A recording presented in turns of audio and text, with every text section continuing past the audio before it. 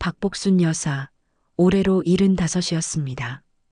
그녀의 삶은 마치 한편의 고난극 같았지만 그 세월의 풍파 속에서도 굳건히 버텨낸 뿌리 같은 분이었습니다. 지금은 300억 원에 달하는 재산을 일궈낸 자수성가한 어머니라는 타이틀을 달고 살았죠. 하지만 그녀에게 가장 중요한 건 돈이 아니라 오직 하나뿐인 아들, 준호였습니다. 복순 여사는 강남의 고급 빌딩과 수십억의 현금을 가진 재력가 노모로 불렸습니다. 이 모든 것은 그녀가 밤낮 없이 땀 흘려 이룬 결실이었습니다. 하지만 그 엄청난 재산은 이제 잔혹한 비극의 씨앗이 되어 그녀의 가정을 갉아먹기 시작했습니다. 그녀는 늘 생각했습니다. 이 모든 게 준호에게 물려줄 유산이다. 내 아들이 편안하게 살 수 있다면. 문제는 아들이 아니라 아들의 아내, 즉 그녀의 며느리 김도영이었습니다. 도영은 겉으로는 헌신적이고 착한 며느리였습니다. 매주 찾아와 시어머니의 식사를 챙기고 집안 구석구석을 살뜰히 돌봤죠. 우리 며느리같이 착한 애는 없다고 복순 여사 스스로도 늘 자랑스럽게 말했었습니다. 이 헌신적인 가면 속에 숨겨진 며느리의 진짜 얼굴을 알게 되기 전까지는 말입니다. 며느리의 미묘한 변화는 빌딩 매각 이야기가 나오면서부터 시작되었습니다. 복순 여사는 200억 원 상당의 빌딩을 매각할 생각이 전혀 없었습니다. 얘야, 이 빌딩은 너희 손녀 대학 등록금과 결혼 자금으로 남겨줄 거다. 현금은 따로 있으니 걱정 마라.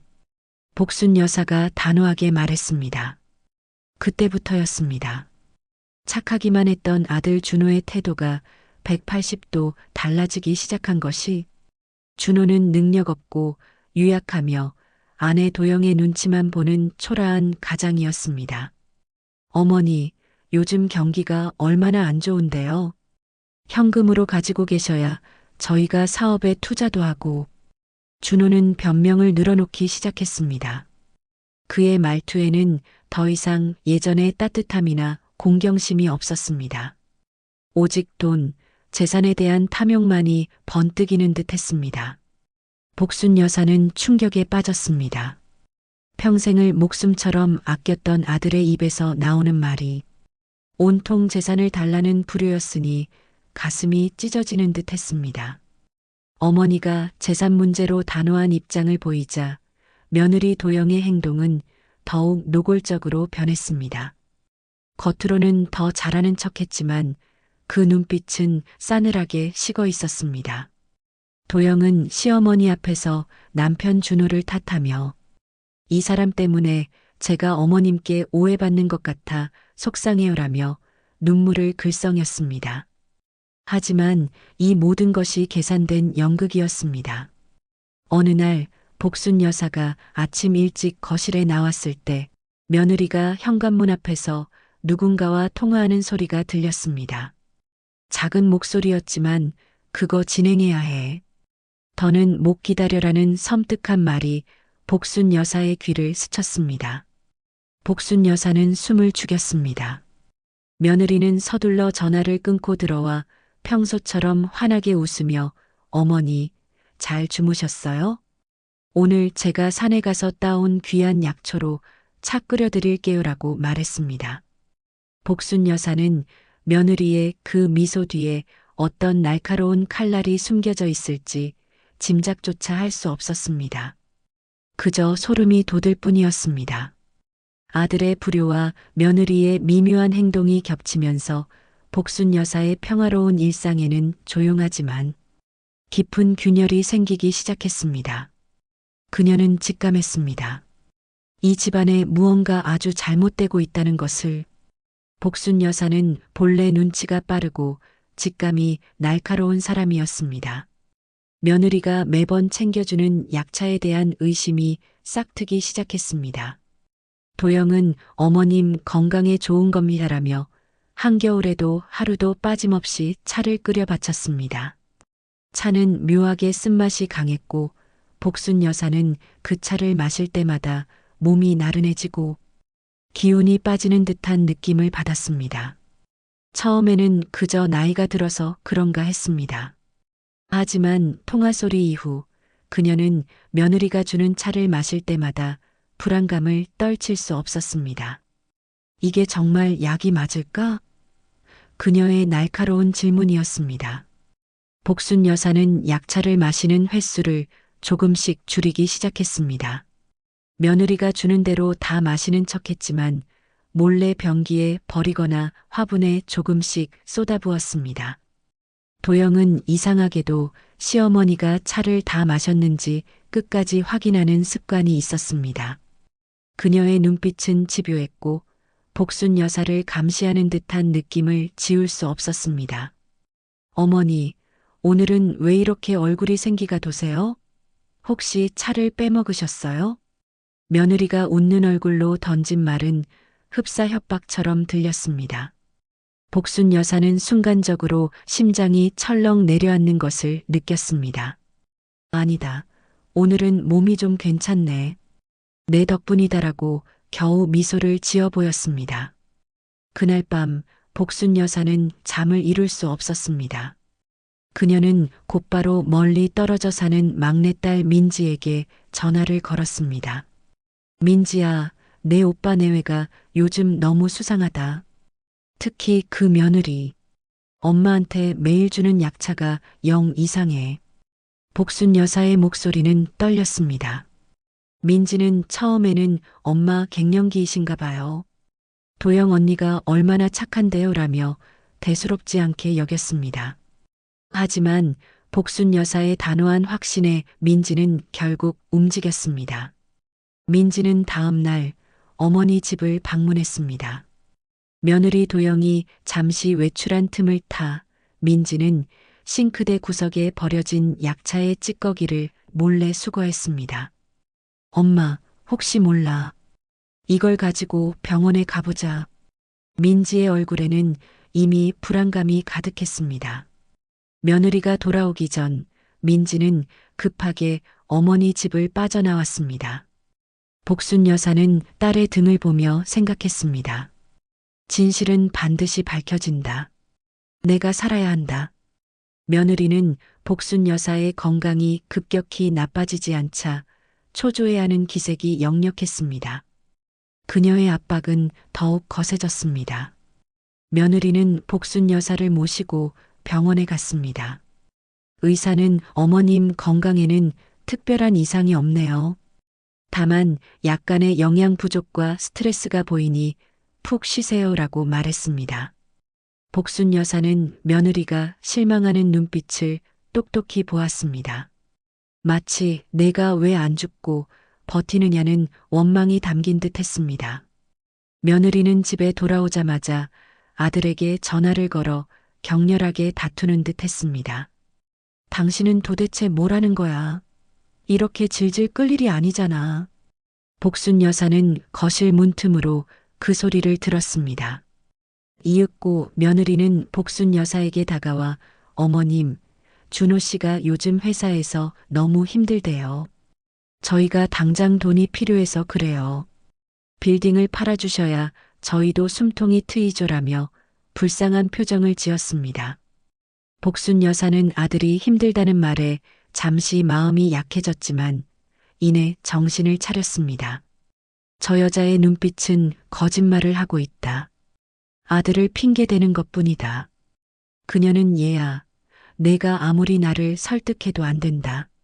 내 뜻은 확고하다고 차갑게 선을 그었습니다.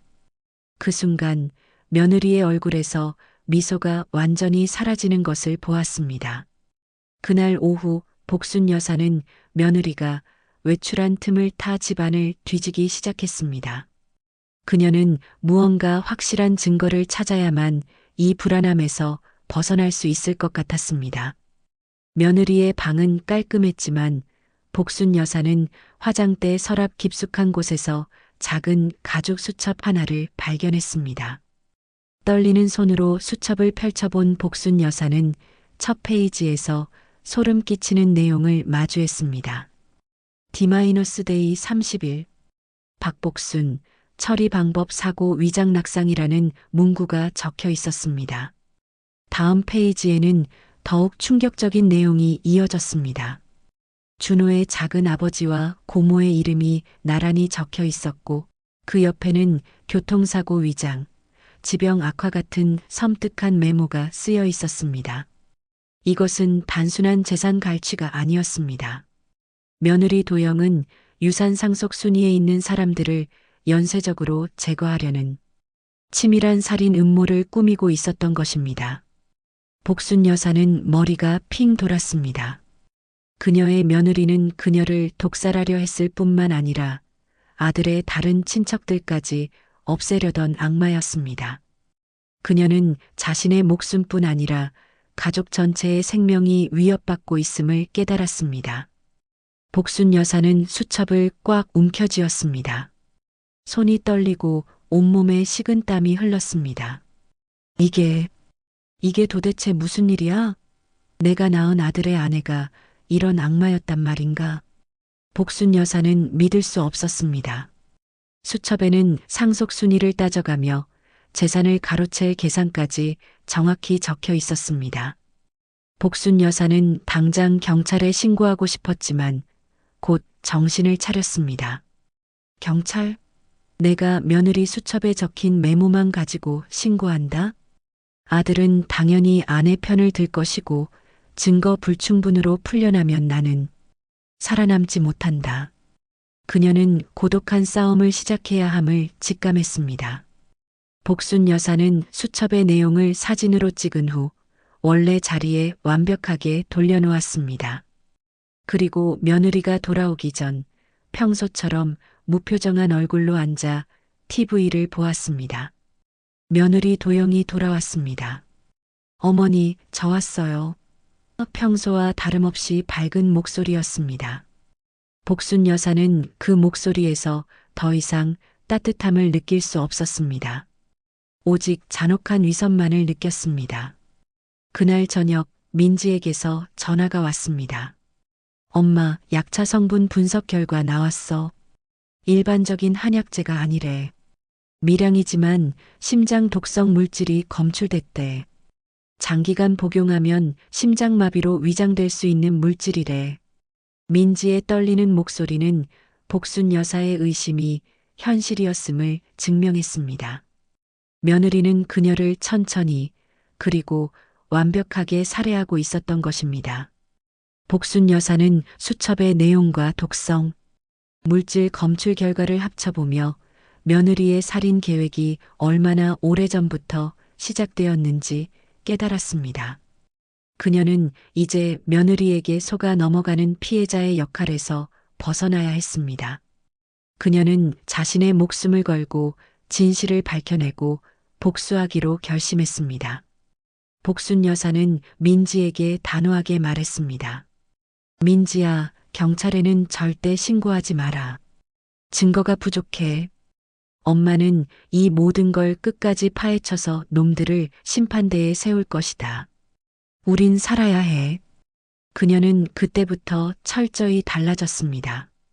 며느리가 가져다 주는 약차는 절대 마시지 않았고 며느리 앞에서만 아픈 척 연기했습니다.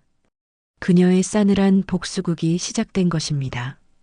며느리는 그녀가 여전히 약차를 잘 마시고 나날이 쇠약해지고 있다고 믿고 있었을 것입니다. 하지만 복순 여사의 눈빛은 이제 탐욕스러운 며느리보다도 더 차갑고 강인하게 빛나고 있었습니다. 며느리의 연쇄살인 음모를 알게 된 박복순 여사는 이제 더 이상 나약한 어머니가 아니었습니다. 그녀는 철저한 복수극의 설계자로 변모했습니다. 그래, 어디 내 계획대로 되는지 보자. 복순 여사는 끓어오르는 분노 대신 차가운 이성을 선택했습니다. 그녀는 며느리의 감시를 피하기 위해 점점 쇠약해지는 노모 연기를 시작했습니다. 매일 아침 며느리 도영이 올 때쯤이면 일부러 기운 없는 목소리를 내고 식사도 깨작거렸습니다. 며느리가 주는 약차는 마시는 척하다가 나중에 화장실 변기에 모두 버렸습니다. 며느리 도영은 시어머니의 상태가 예상대로 나빠지는 것을 보고 만족스러운 미소를 감추지 못했습니다. 어머니, 많이 편찮으시죠? 제가 특별히 기력에 좋은 전복죽을 끓여왔어요. 하지만 복순 여사는 그 전복죽 한 그릇에도 독이 있을까 의심하며 젓가락을 들었습니다. 그녀는 이제 이 집안의 모든 음식을 의심해야 하는 고통 속에 놓여 있었습니다. 며느리는 노모의 상태가 나빠지자 더욱 빈번하게 재산 이야기를 꺼냈습니다. 어머니, 이렇게 편찮으신데 재산 정리를 미리 해두셔야 저희도 마음이 놓이죠. 그녀의 말 속에는 재촉과 탐욕이 가득했습니다. 복순 여사는 절대로 빌딩을 넘겨줄 수 없었습니다. 그녀는 고심 끝에 유산을 지킬 한 가지 묘책을 떠올렸습니다. 그녀는 며느리 몰래 단골 법무사를 불렀습니다. 그리고 자신의 모든 재산을 공익재단에 기부할 계획을 세우고 관련 서류를 작성하기 시작했습니다. 이 사실을 알게 되면 며느리는 분명 극도의 불안감에 휩싸일 것입니다. 복순 여사는 이것이 며느리를 더욱 성급하게 만들어 실수를 유도할 덫이 될 것임을 알고 있었습니다. 며칠 후 며느리는 우연히 복순 여사의 방에서 법무사가 두고 간 서류 일부를 발견했습니다. 서류에는 재산 공익 기부 및 증여라는 섬뜩한 제목이 쓰여 있었습니다. 도영의 얼굴은 순식간에 하얗게 질렸습니다. 수개월간 공들여 시어머니를 해치려 했던 모든 계획이 물거품이 될 위기에 처한 것입니다. 노모의 예상치 못한 반격이었습니다. 어머니, 이게 무슨 말씀이세요? 저희 아들 명의로 재산을 물려주신다더니. 며느리는 이성을 잃고 복순 여사에게 따지기 시작했습니다. 그녀의 위선적인 가면이 순식간에 벗겨지는 순간이었습니다. 복순 여사는 연기가 아닌 진심을 담아 차갑게 대꾸했습니다. 내가 그 빌딩에 집착하는 모습이 보기 싫었다. 내 재산은 내가 알아서 한다. 너희에겐 한 푼도 줄 수 없다. 이 말이 며느리의 마음속 불길에 기름을 부은 격이었습니다. 재산 기부 계획이 노출되자 며느리 도영은 더 이상 숨기지 않았습니다. 그녀는 아들 준호를 앞세워 노골적으로 복순 여사를 압박하기 시작했습니다. 아들 준호가 어머니를 찾아와 처음으로 폭언을 했습니다. 어머니, 제가 그동안 어떻게 살았는지 아시잖아요. 어머니가 재산을 물려주지 않으면 저는 망해요. 당장 기부 계획 취소하세요. 복순 여사는 아들의 변해버린 눈빛과 비열한 태도에 심장이 찢어지는 고통을 느꼈습니다. 하지만 그녀는 이미 아들이 단순한 불효자가 아님을 알고 있었습니다. 그는 아내에게 휘둘리는 나약한 공범일 뿐이었습니다. 준호야, 너 정말 아내 말을 듣고 이렇게까지 하는 거니? 내가 내 아들이 맞는 거니? 복순 여사가 애절하게 물었지만 준호는 매몰차게 돌아섰습니다. 어머니의 고집 때문에 저희 가정이 무너지는 겁니다. 재산이 중요하지 않다니 어머니는 평생 돈만 벌어놓고. 준호는 비수를 꽂는 말을 쏟아냈습니다. 며느리 도영은 옆에서 눈물 연기를 하며 준호를 부추겼습니다. 어머님, 준호 씨가 얼마나 괴로워하는지 아세요? 제발 저희 좀 살려주세요. 그녀의 눈물은 마치 악어의 눈물과 같았습니다. 복순 여사는 마음을 굳게 먹었습니다. 너희는 내가 모르는 곳에서 이미 나를 죽이려 했다. 이제는 내가 너희의 파멸을 목격하게 해줄 차례다. 그녀는 준호에게 마지막 기회인 양 말했습니다. 좋다. 빌딩은 안 되더라도 현금성 자산 100억 중 일부는 너희에게 줄 수 있다. 단 너희가 나에게 앞으로 유산 상속을 주장하지 않겠다는 공증 서류를 가져오면 생각해 보겠다. 이 제안은 며느리 도영에게는 달콤한 독이었습니다. 100억 중 일부라도 당장 손에 넣을 수 있다면 살인 계획을 잠시 미루고 현금을 확보하려 할 것이라고 복순 여사는 예측했습니다. 며느리는 이 제안을 곧바로 수락했습니다. 그녀는 계산이 빨랐습니다. 현금 일부를 먼저 받고 시어머니가 결국 죽으면 나머지 재산도 아들 몫으로 돌아올 것이라 확신했습니다. 복순 여사는 며느리가 이 계약을 준비하는 동안 딸 민지와 함께 은밀한 계획을 진행했습니다. 그녀는 며느리가 혹시 모를 추가적인 증거를 인멸할까봐 집안 곳곳에 초소형 녹음기와 카메라를 설치했습니다. 특히 며느리가 자주 드나드는 주방과 거실, 그리고 독성 물질이 발견되었던 약차가 만들어지는 곳에 집중적으로 장치를 숨겼습니다. 그녀는 이제 자신의 집에서 일어나는 모든 일을 감시하기 시작했습니다. 며느리는 시어머니의 재산 기부 계획에 대한 불안감과 현금 일부를 얻으려는 욕심 사이에서 갈등했습니다. 하지만 결국 그녀의 탐욕이 이겼습니다. 며느리는 복순 여사에게 공증 서류를 내밀었습니다. 서류에는 준호가 상속권을 포기한다는 내용이 담겨 있었습니다. 복순 여사는 겉으로는 그 서류를 읽는 척했지만 이미 며느리의 속셈을 꿰뚫고 있었습니다. 내가 이걸 가져왔으니 나도 약속은 지켜야지. 복순 여사는 은행에 전화를 걸어 현금 일부를 인출할 준비를 하는 척했습니다. 며느리의 얼굴에는 다시 만족스러운 미소가 피어났습니다.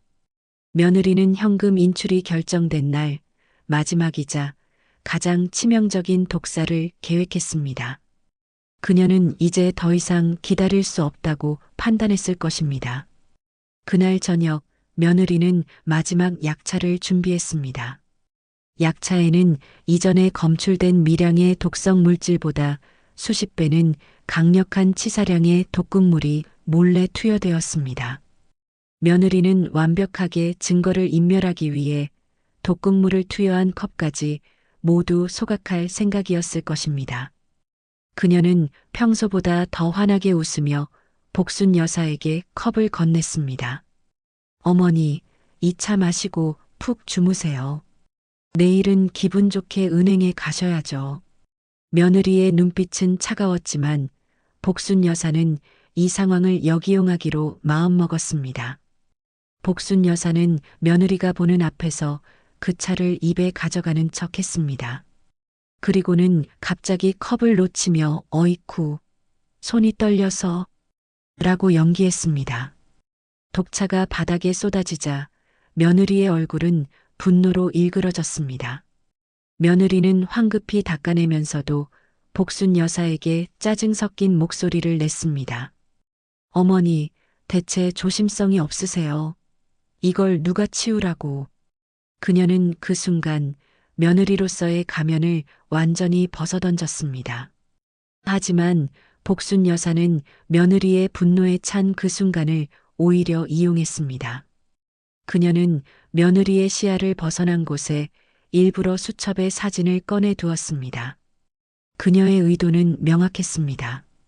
며느리가 이 수첩의 사진을 발견하게 만들어 내가 너의 모든 계획을 알고 있다는 메시지를 던지는 것이었습니다. 며느리를 극한의 불안감과 초조함으로 몰아넣기 위해서였습니다. 며느리가 청소를 마치고 돌아간 후 복순 여사는 며느리가 지나간 자리에 놓아두었던 수첩 사진이 사라진 것을 확인했습니다. 그녀의 도발이 정확히 먹혀 들어간 것입니다. 수첩 사진을 본 며느리 도영은 완전히 패닉에 빠졌습니다. 그녀는 시어머니가 자신의 모든 치밀한 살인 계획을 알고 있음을 깨달은 것입니다. 며느리는 더 이상 기다릴 수 없었습니다. 그녀는 다음 날 아침 복순 여사를 찾아와 마지막 도발을 했습니다. 그녀는 평소와 달리 한껏 꾸민 모습이었습니다. 어머니, 제가 드릴 말씀이 있어요. 이제 와서 숨길 필요도 없겠네요. 네, 맞아요. 제가 어머니를 보내드리려 했어요. 하지만 결국 어머니가 이겼네요. 며느리의 목소리는 섬뜩하리만치 차분했습니다. 복순 여사는 담담하게 며느리를 바라보았습니다. 그래, 내가 이겼다고 생각하는구나. 하지만 아직 아무것도 끝나지 않았다. 며느리는 비웃었습니다. 어머니가 이 모든 걸 알고도 경찰에 신고하지 않았다는 건 결국 어머니도 저를 어떻게 할 수 없다는 뜻 아닌가요? 수첩 사진 하나가 증거가 될 것 같으세요? 바로 이 순간 복순 여사는 며느리가 예상치 못한 반전을 던졌습니다. 내가 준 약차에서 심장 독성 물질이 검출되었다는 사실은 알고 있니? 그리고 내가 방금 나에게 모든 것을 자백했다는 사실도 말이야. 복순 여사는 자신의 가슴에 달고 있던 초소형 녹음기를 며느리에게 보여주었습니다.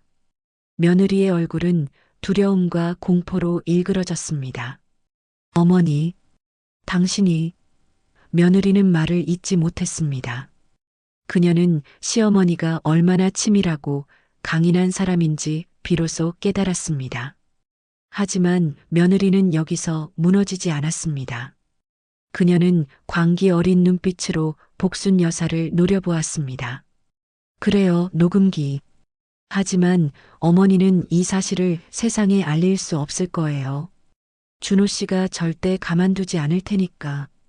며느리의 이 말은 복순 여사의 가슴에 비수를 꽂았습니다.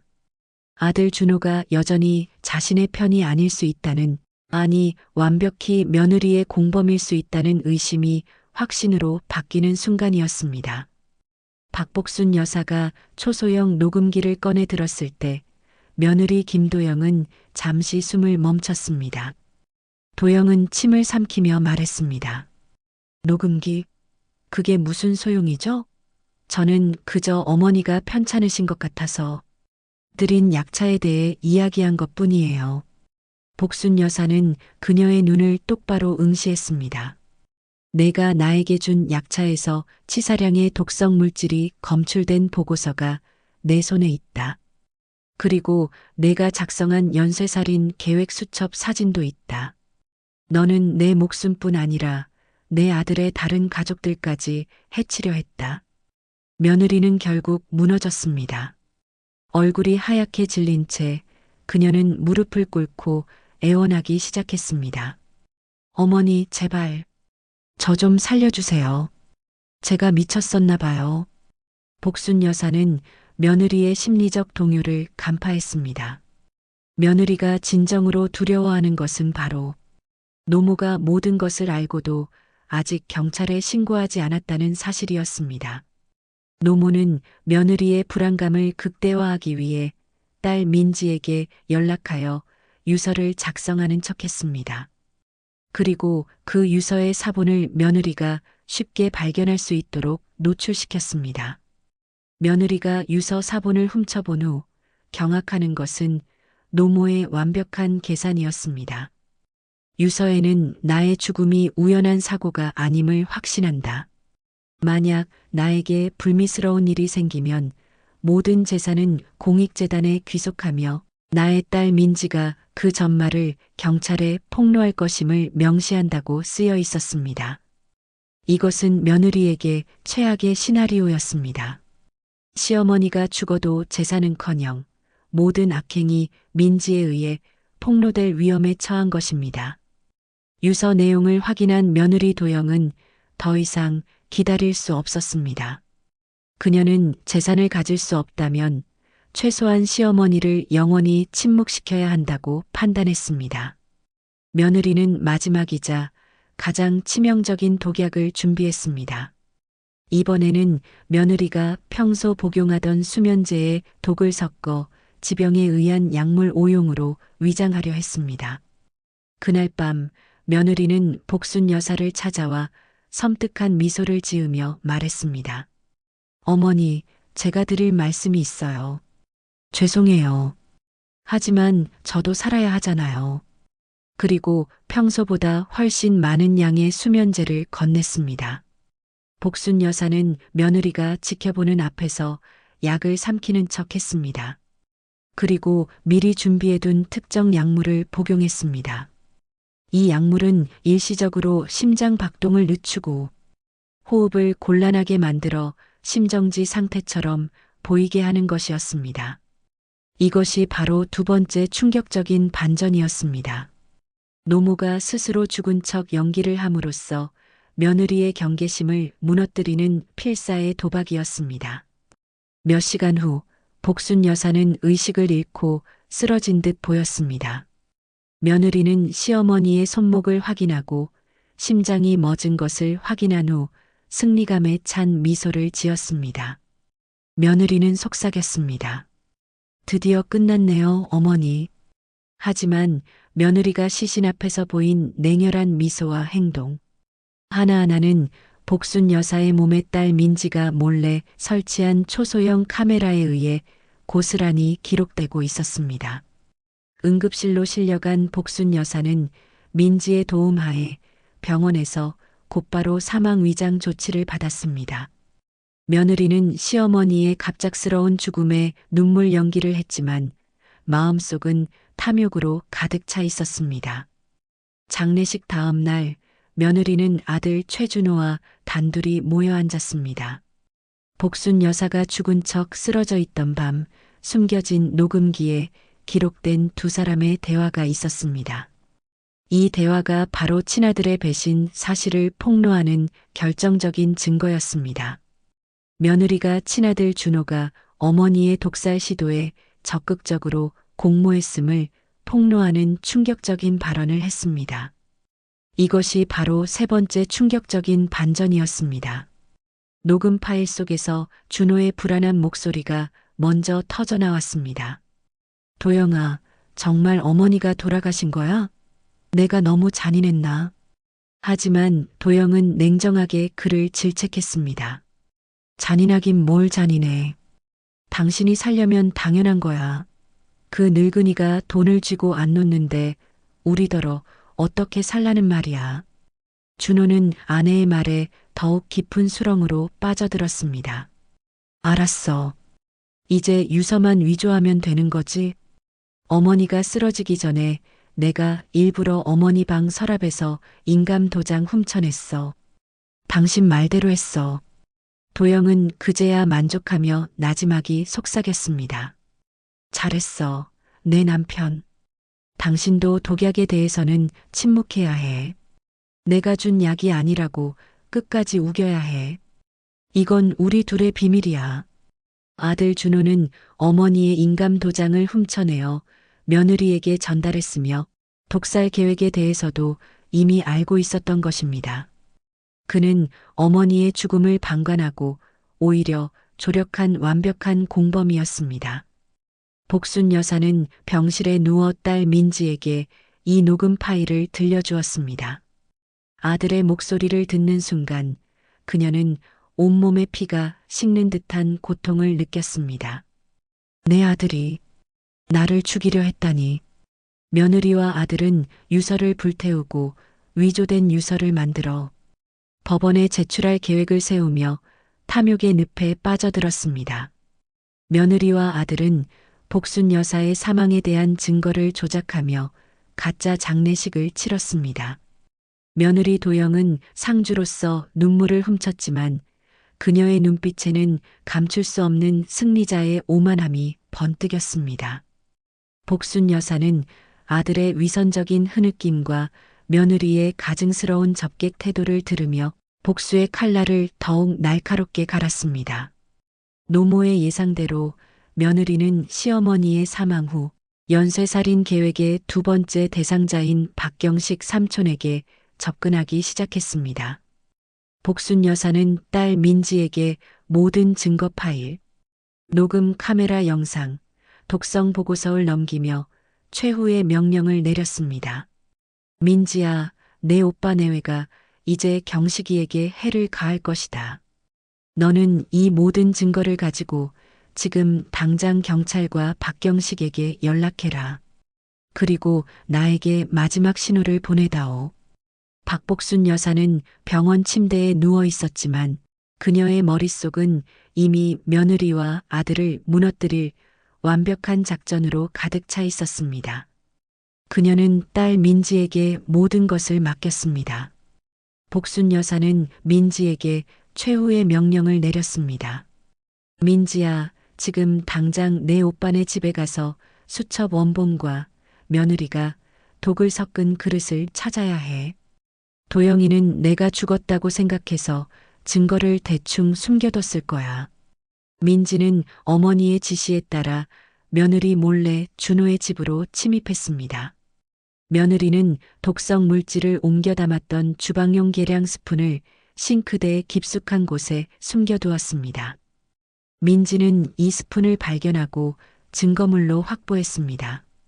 그리고 노모의 예상대로 며느리의 가죽 수첩은 너무나도 안이하게 거실 책장 구석에 숨겨져 있었습니다. 며느리는 자신이 이미 이 싸움에서 이겼다고 확신했던 것입니다. 민지는 수첩 원본과 독성 물질이 묻은 스푼을 확보한 후 어머니에게 알렸습니다. 엄마, 다 찾았어. 이제 어떡해? 복순 여사는 차분했습니다. 좋아. 이제 내 오빠와 며느리의 공모 관계를 만천하에 폭로할 시간이 되었다. 진실은 반드시 밝혀져야 해. 노모는 민지에게 녹음 파일 원본과 독성 보고서, 수첩, 원본 등 모든 증거물을 가지고 경찰서로 가라고 지시했습니다. 하지만 여기서 복순 여사는 한 가지를 더 추가했습니다. 경찰에게 가기 전에 박경식 삼촌에게 먼저 연락해야 한다. 며느리의 다음 타겟이 그분이야. 민지의 움직임은 빨랐습니다. 그녀는 삼촌인 박경식에게 연락해 며느리 도영의 연쇄살인 계획에 대해 경고했습니다. 삼촌, 큰일 났어요. 도영 언니가 삼촌을 교통사고로 위장해서 해치려 하고 있어요. 어머니의 수첩에 적혀 있었어요. 민지는 흥분해서 모든 것을 털어놓았습니다. 경식은 민지가 보여준 며느리의 수첩 사진과 독성 물질 보고서를 보고 경악했습니다. 그 수첩에는 자신의 이름과 함께 교통사고 위장이라는 메모가 선명하게 적혀 있었습니다. 경식은 며느리의 계획을 듣자마자 몸서리쳤습니다. 그는 즉시 민지와 함께 경찰서로 향했습니다. 경찰에 도착한 민지와 경식은 확보한 모든 증거물을 제출했습니다. 독성 물질 보고서, 연쇄살인 계획이 담긴 수첩 원본, 그리고 아들 준호의 독살 공모 자백 녹음 파일까지.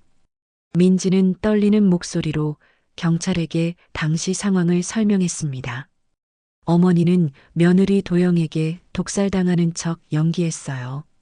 도영은 자신이 이겼다고 생각하고 지금 집에 있어요. 당장 출동하셔야 해요. 경찰은 노모의 사망 위장과 며느리의 연쇄살인 음모라는 충격적인 진실 앞에 경악을 금치 못했습니다. 그들은 즉시 김도영과 최준호를 살인 미수 및 공모 혐의로 체포하기 위한 특수팀을 구성했습니다. 며느리 도영은 시어머니의 장례를 마치고 집에서 상속 절차를 준비하고 있었습니다. 이때 문을 박차고 경찰들이 들이닥쳤습니다. 김도영 씨, 최준호 씨, 살인 미수 및 공모 혐의로 긴급 체포합니다. 며느리와 아들은 망연자실한 표정을 지었습니다. 며느리는 끝까지 발뺌했습니다. 무슨 소리예요? 시어머니는 지병으로 돌아가셨어요. 유서도 있어요. 경찰은 확보한 증거를 보여주었습니다. 며느리의 수첩, 독성 보고서, 그리고 결정적으로 아들 준호의 자백 녹취 파일. 며느리의 얼굴은 잿빛으로 변했고 아들 준호는 바닥에 주저앉아 통곡하기 시작했습니다. 경찰은 며느리 도영의 휴대전화를 분석하는 과정에서 마지막 퍼즐 조각을 찾아냈습니다. 며느리는 살인 계획을 혼자 꾸민 것이 아니었습니다. 그녀의 휴대전화에는 한 남자와 나눈 수많은 은밀한 메시지가 담겨 있었습니다. 이 남자는 며느리에게 독극물 구매 경로와 완벽한 위장살인 방법을 조언해준 공범이었습니다. 이 공범의 존재는 단순한 재산 분쟁을 넘어 치밀하게 조직된 범죄였음을 증명했습니다. 이것이 바로 네 번째이자 마지막 충격적인 반전이었습니다. 며느리 김도영의 최종 공범은 다름 아닌 아들 준호의 회사 부하 직원이었던 김동수라는 이름의 남자였습니다. 김동수는 며느리 도영의 오래된 내연남이었습니다. 두 사람은 수개월 전부터 연락을 주고받으며 이 모든 연쇄살인 및 재산 탈취 계획을 함께 꾸몄던 것입니다. 더욱 충격적인 사실은 며느리가 남편 준호를 철저히 이용하고 있었을 뿐 두 사람은 준호가 죽은 후 300억 유산을 가지고 해외로 도주할 계획까지 세워두었다는 점이었습니다. 며느리는 아들 준호까지도 제거 대상으로 보고 있었던 것입니다. 이 사실이 재판 과정에서 폭로되자 아들 준호는 충격에 빠졌습니다. 어머니를 배신하고 아내를 도왔던 자신이 결국 아내에게도 버려지고 이용당했다는 잔혹한 진실을 마주하게 된 것입니다. 복순 여사는 아들의 최후 통곡을 들으며 차마 말로 표현할 수 없는 비통함을 느꼈습니다. 노모의 치밀한 복수극은 결국 며느리의 연쇄살인 음모의 전모를 완벽하게 밝혀냈습니다. 법적 심판이 이제 눈앞에 다가왔습니다. 며느리 김도영과 아들 최준호 그리고 공범 김동수에 대한 재판은 대한민국을 뒤흔들었습니다. 박복순 여사는 휠체어를 탄 채 법정에 섰습니다. 그녀는 떨리는 목소리로 하지만 단호한 눈빛으로 모든 진실을 증언했습니다. 며느리는 법정에서도 끝까지 자신의 죄를 부인하려 했습니다. 저는 어머니를 진심으로 모셨어요. 모두 오해입니다. 하지만 재판부 앞에는 노모가 목숨을 걸고 확보한 철옹성 같은 증거들이 놓여 있었습니다. 결정적인 순간 아들 최준호가 무너져 내렸습니다. 아내에게까지 배신당했다는 사실에 절망한 그는 결국 법정에서 모든 죄를 자백했습니다. 맞습니다. 제가 어머니의 인감을 훔쳤습니다. 도영이가 시키는 대로 했습니다. 하지만 저도 속았습니다. 도영이는 저까지 해치려 했습니다. 준호는 통곡하며 외쳤습니다. 재판장은 최종 판결을 내렸습니다. 김도영에게는 무기징역, 김동수에게는 공범 및 독극물 유통 혐의로 징역 20년이 선고되었습니다. 하지만 아들 최준호의 판결은 모두를 슬프게 했습니다. 아들은 어머니 복순 여사의 선처를 바란다는 마지막 탄원 덕분에 징역 5년의 집행유예 7년이 선고되었습니다. 복순 여사는 법정에서 아들의 집행유예 판결을 듣고 조용히 눈물을 흘렸습니다. 복수극의 카타르시스 속에서도 그녀의 마음 한구석은 찢어져 있었습니다. 며느리 김도영은 결국 가장 어두운 곳에 갇혔습니다. 그녀는 교도소에서도 자신의 죄를 뉘우치기보다는 모든 것을 시어머니 탓으로 돌리며 울부짖었습니다. 아들 최준호는 집행유예로 풀려났지만 어머니의 배신과 아내의 기만이라는 이중의 충격 속에서 완전히 폐인이 되었습니다. 그는 어머니를 찾아가 무릎 꿇고 용서를 빌었지만 복순 여사는 차마 아들의 손을 잡을 수 없었습니다. 준호야, 너는 나에게서 가장 소중한 것을 앗아갔다. 그 죄는 너 스스로 평생 짊어지고 살아야 한다. 준호는 모든 것을 잃었습니다. 그는 결국 어머니의 집을 떠나 외딴 시골로 내려가 속죄의 삶을 살기로 결심했습니다. 그는 어머니의 재산에 대한 권리를 영구히 포기했습니다. 노모 박복순 여사는 모든 것이 끝난 후 자신이 목숨 걸고 지켜낸 300억 원의 재산 처리 문제에 직면했습니다. 그녀는 약속대로 강남 빌딩을 포함한 모든 재산을 가족사랑 재단에 기부했습니다. 이 재단의 목적은 배신과 탐욕의 고통을 겪는 가정 회복을 돕는 것이었습니다. 그녀는 자신의 비극을 통해 다른 가정을 살리려 했습니다. 딸 민지는 어머니의 곁을 지켰습니다. 그녀는 어머니의 재단 운영을 도우며 어머니의 남은 여생의 든든한 버팀목이 되어 주었습니다. 몇 년의 시간이 흘렀습니다. 복순 여사는 이제 재단 이사장으로 활동하며 강인한 할머니로 존경받고 있습니다. 아들 준호는 시골에서 힘든 노동을 하며 살고 있다는 소식이 가끔 들려왔습니다. 그는 매달 어머니의 재단에 작은 익명의 기부금을 보내왔습니다.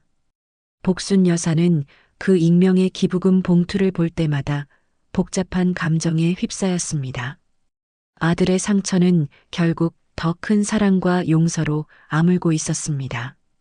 어느 날 복순 여사는 민지에게 말했습니다.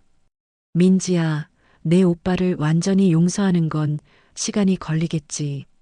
하지만 엄마는 깨달았다. 가족은 끊어낼 수 없는 인연이라는 것을. 탐욕은 모든 것을 앗아간다. 하지만 엄마는 그 지옥 속에서 가족의 소중함을 역설해야 한다는 것을 배웠다. 그녀는 자신을 죽이려 했던 며느리와 배신했던 아들을 법의 심판대에 세웠지만 결국 그녀의 마음은 파괴가 아닌 회복을 원했습니다. 복순 여사는 창밖의 따뜻한 햇살을 바라보았습니다. 그녀는 움츠렸습니다. 우린 살아야 해. 결국 이 이야기는 돈 앞에서 무너진 한 가정의 비극이었지만 동시에 어머니의 숭고한 사랑과 진실은 반드시 밝혀진다는 준엄한 메시지를 남기며 막을 내렸습니다.